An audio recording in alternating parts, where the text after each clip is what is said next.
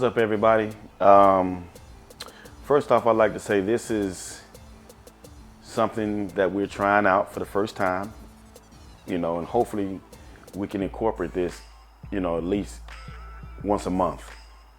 Okay. And what we did was we posted a post on Instagram, all my social media pretty much, asking you guys to, whatever questions you have to ask me, I'll answer it live on my YouTube channel.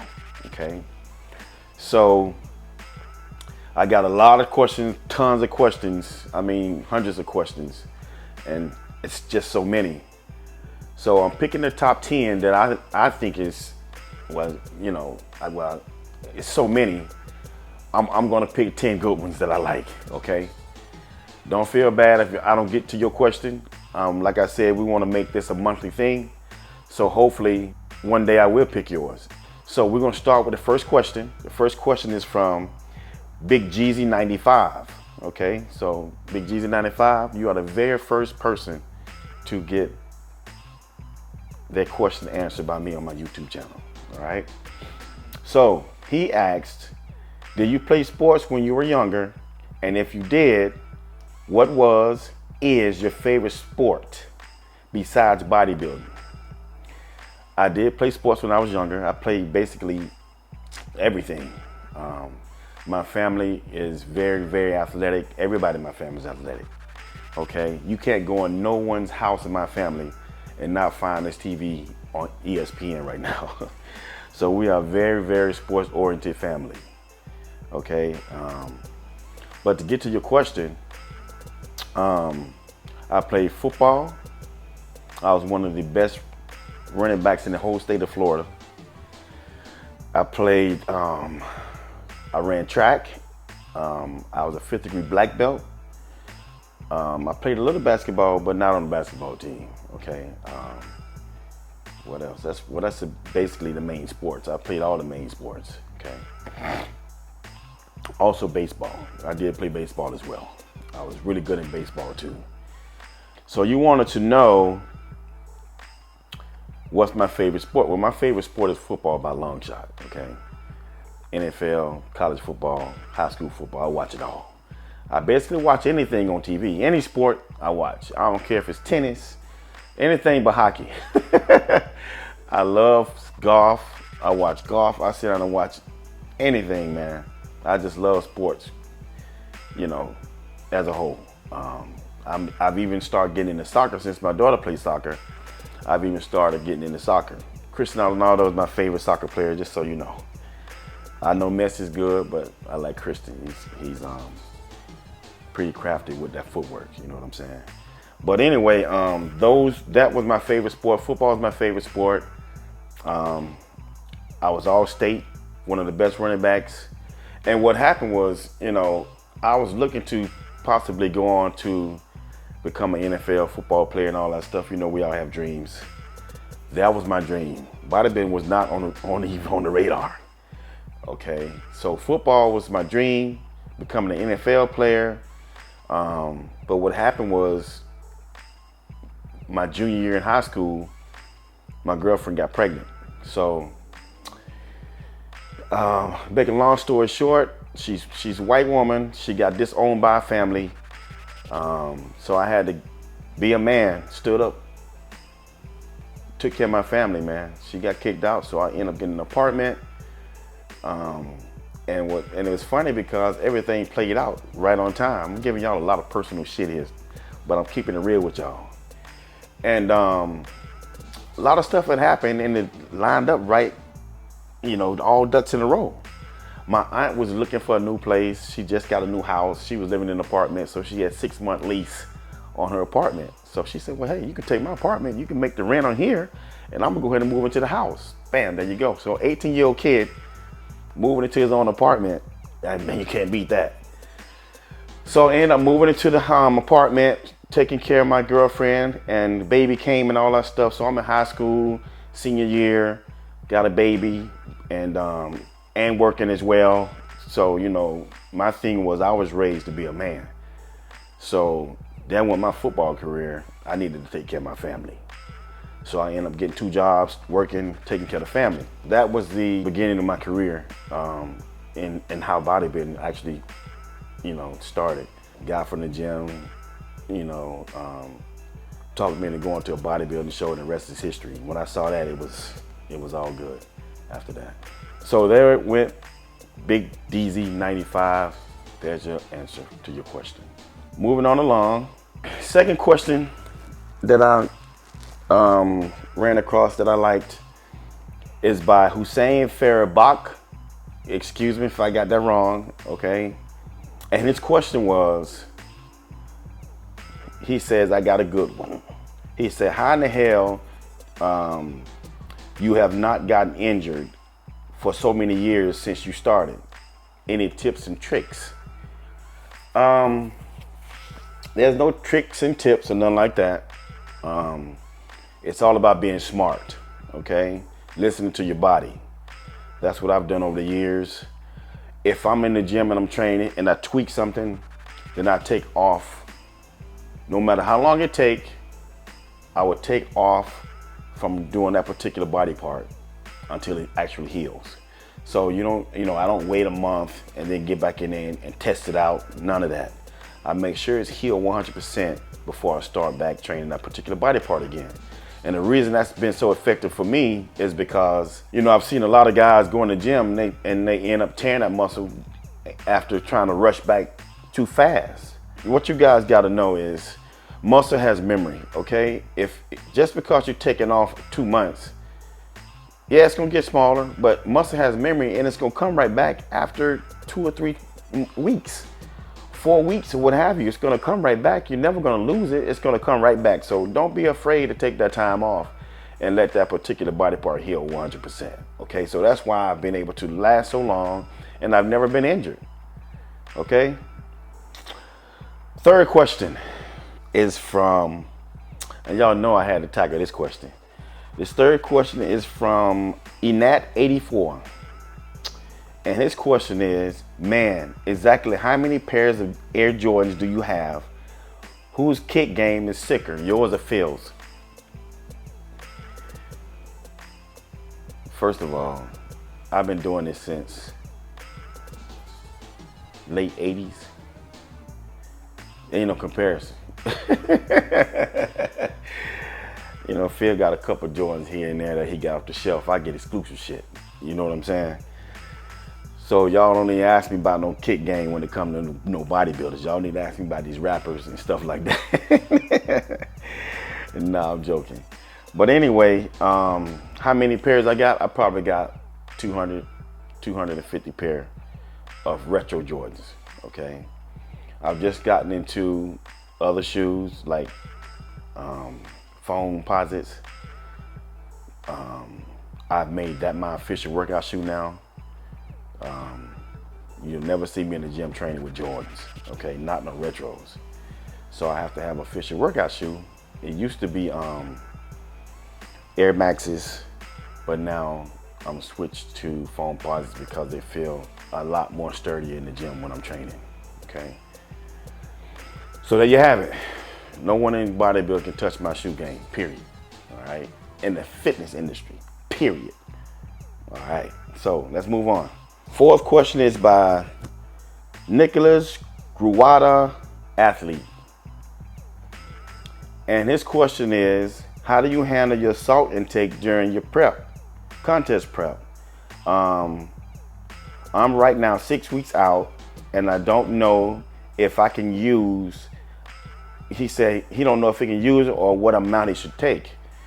Well, here's the deal with sodium, okay? Sodium don't affect me at all, So some people are sodium sensitive and makes you hold a lot of water. Sodium made me hold no water at all. I think you've heard me say this a few times. When I fly, I get dry.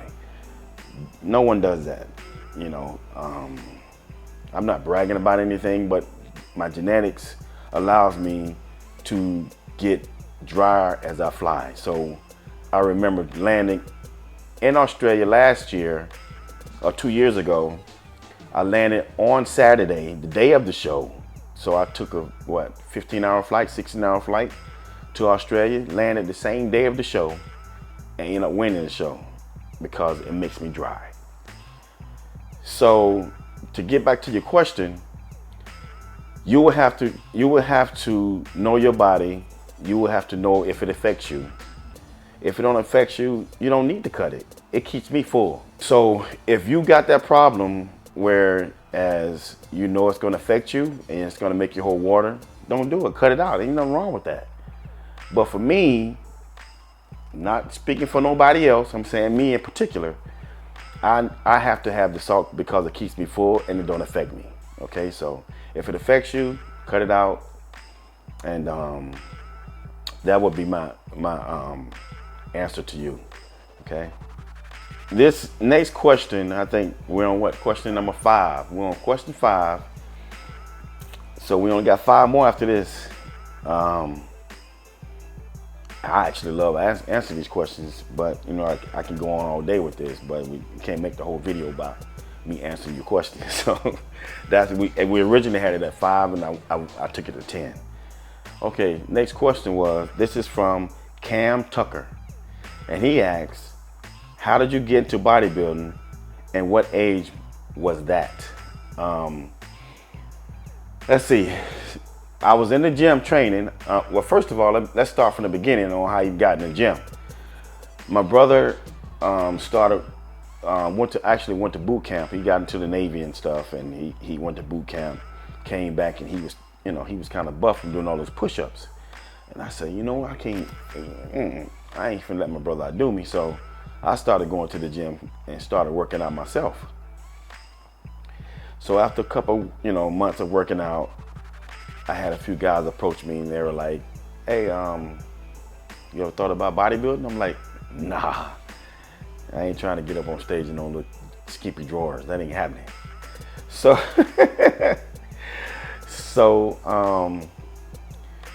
they talked me into going to a show. Well, actually one of my best friends to this day, Tim Davis, walked by and it was like, see, this is Tim. He's doing the show. And I seen his calves. I was like, good Lord.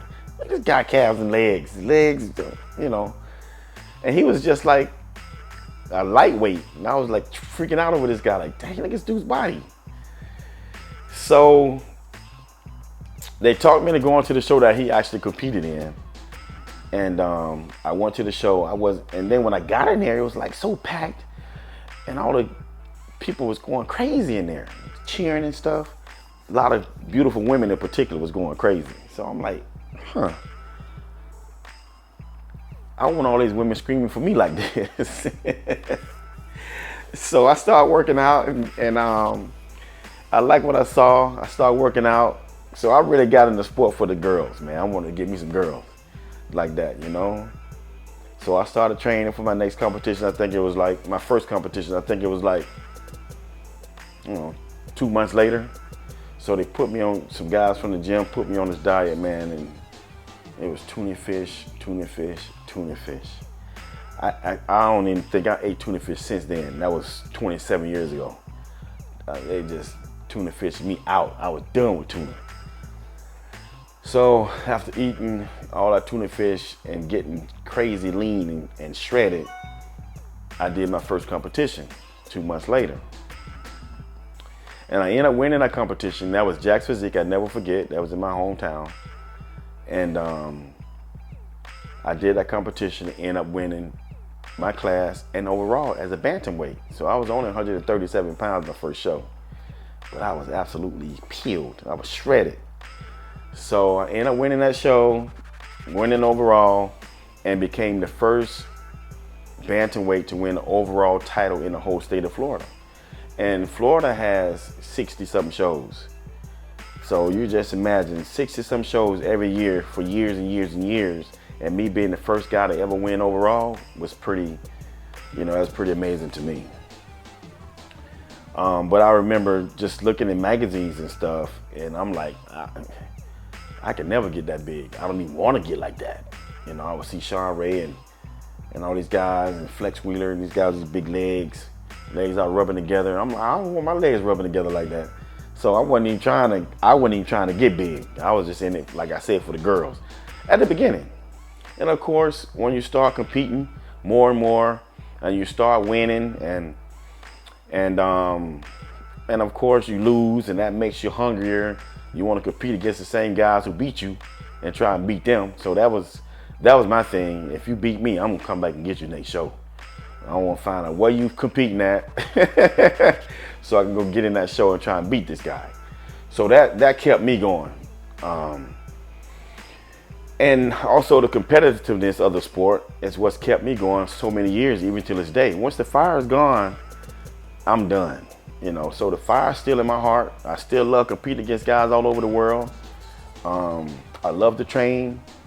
I'll probably train for the rest of my life. I'll always be in the gym training. I won't be this big. I can't wait to actually retire and go down to 200 pounds.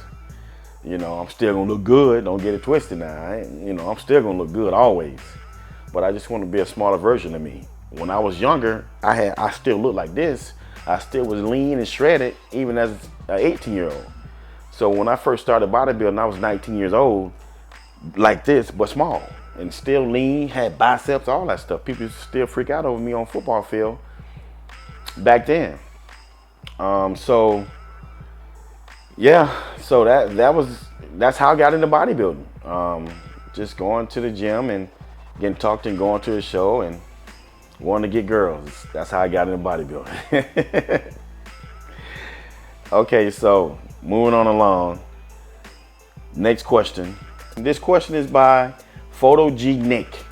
Okay, and his question was, how do you manage everyday life, relationship, and with friends, families, while spending almost all your time in the gym? I'm assuming he's talking about now. With him, I'm assuming he's talking about himself, which also happened to me at the beginning of my career. Well, to answer that question, you first have to find a mate that is understanding, that is behind you 100%, and that's gonna do, whatever it takes to make you get to the next level. Okay? If you find somebody that's totally against everything that you're doing, they gotta go. Period. Friends, whatever.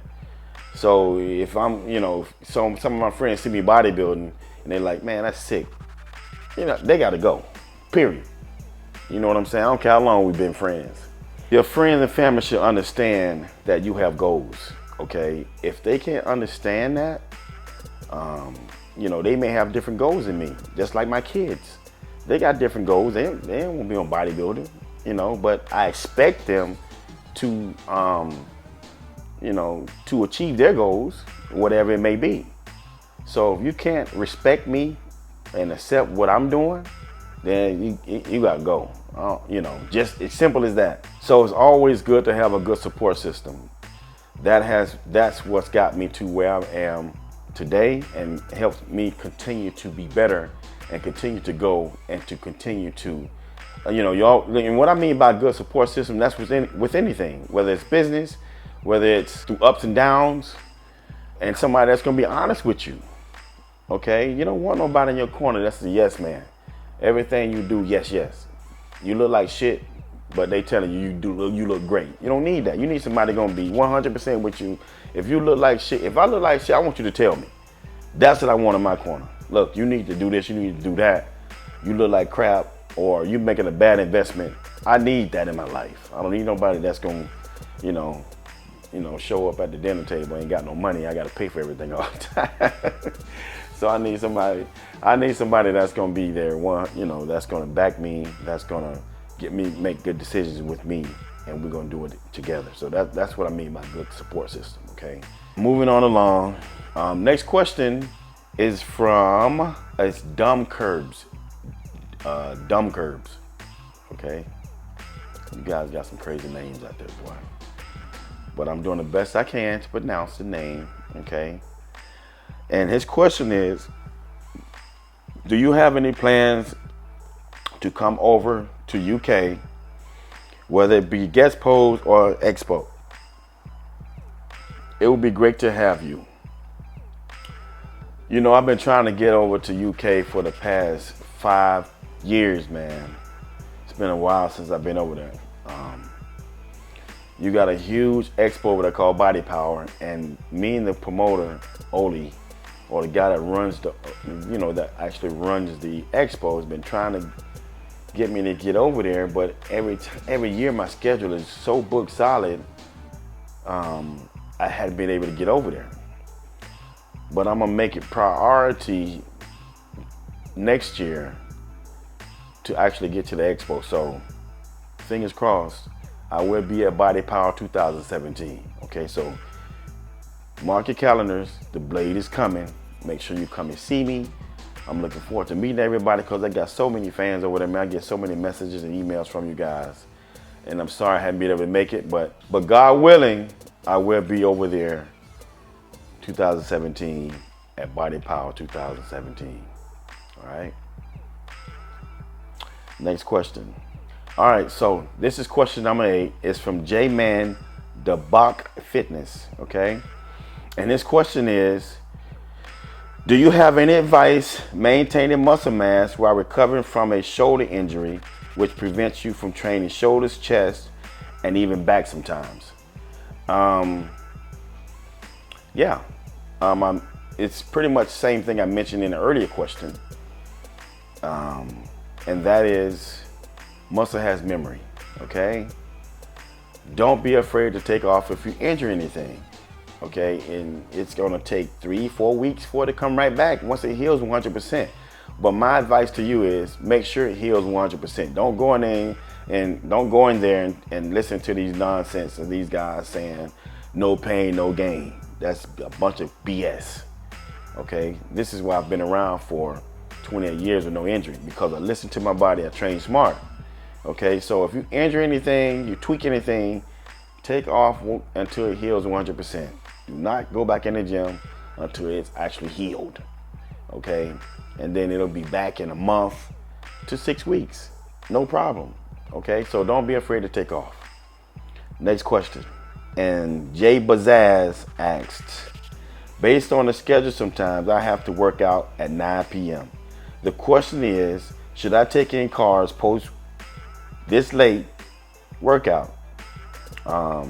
It's my last meal because I have to go to bed around 12 a.m. I would say no, okay? Especially if it's contest time and you're getting ready for a show.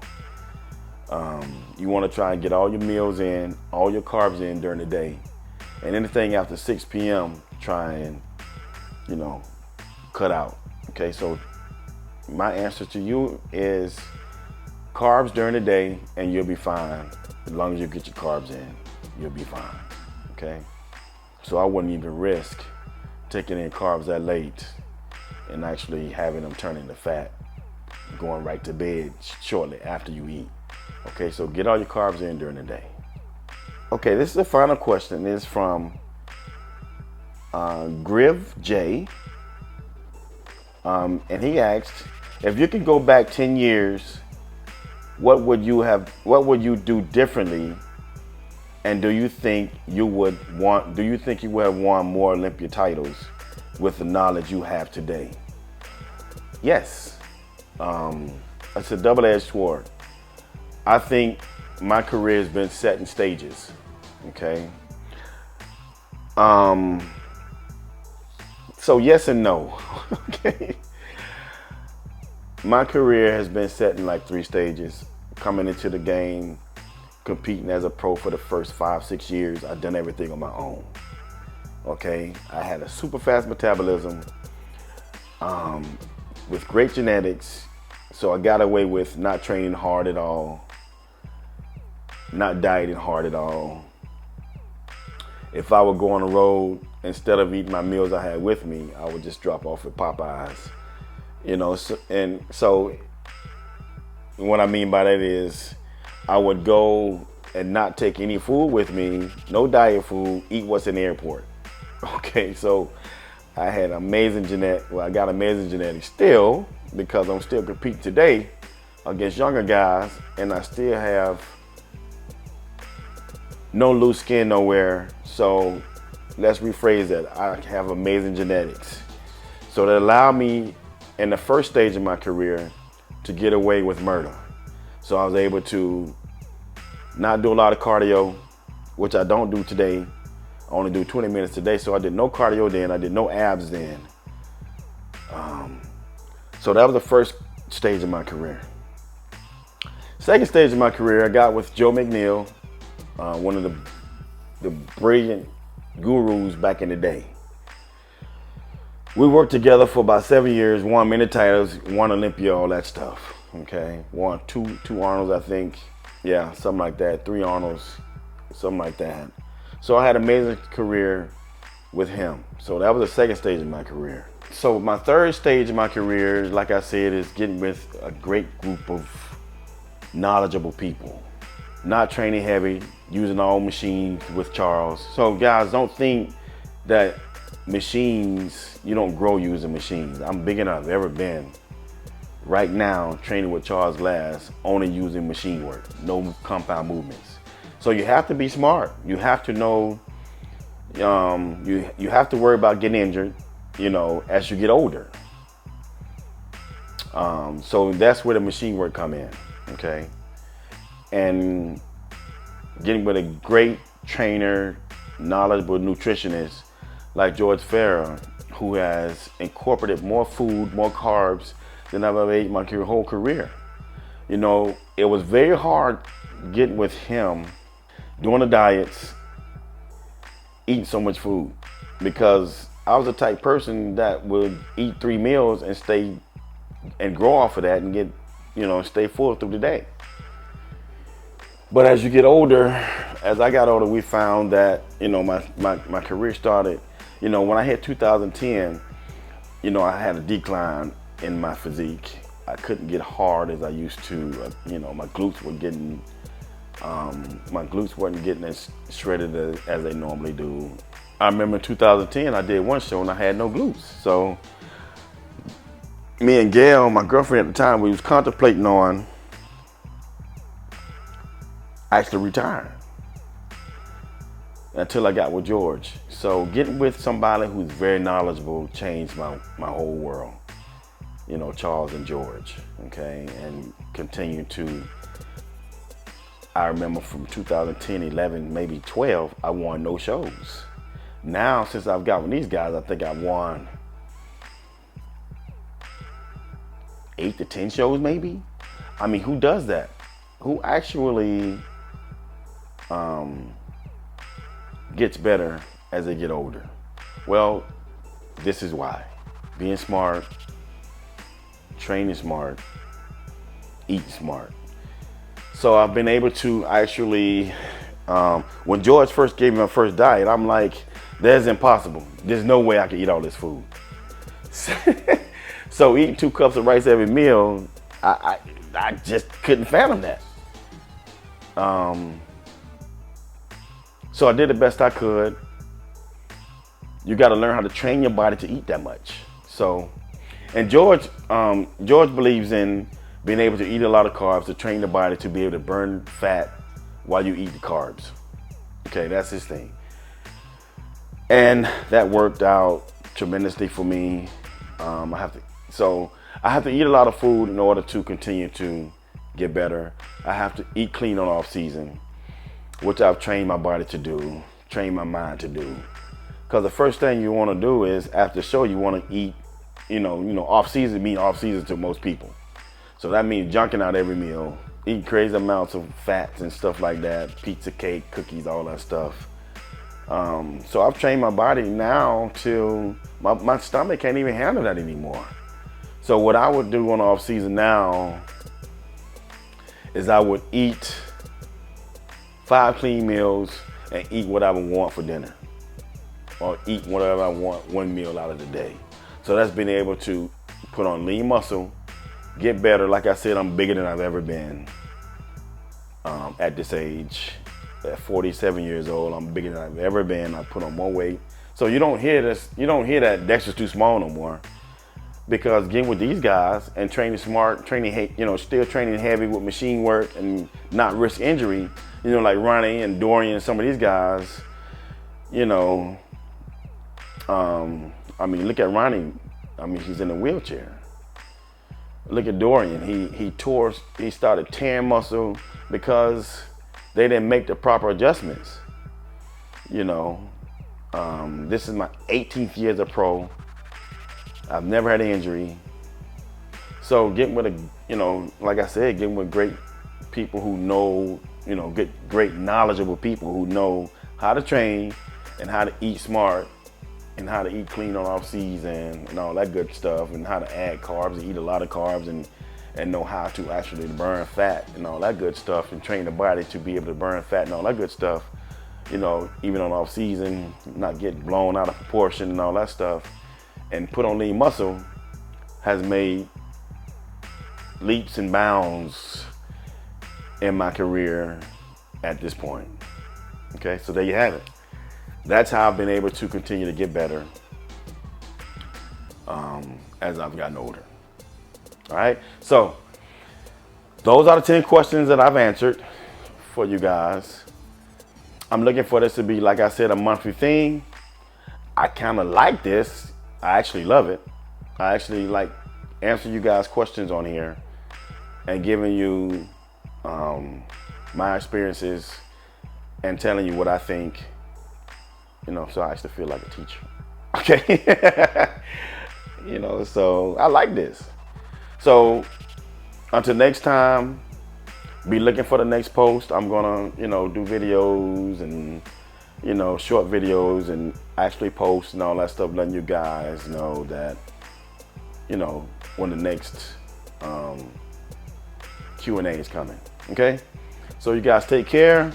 This includes my video questions answer type seminar, whatever you want to call it. Okay, until next time, I'll see you guys later, man. All right.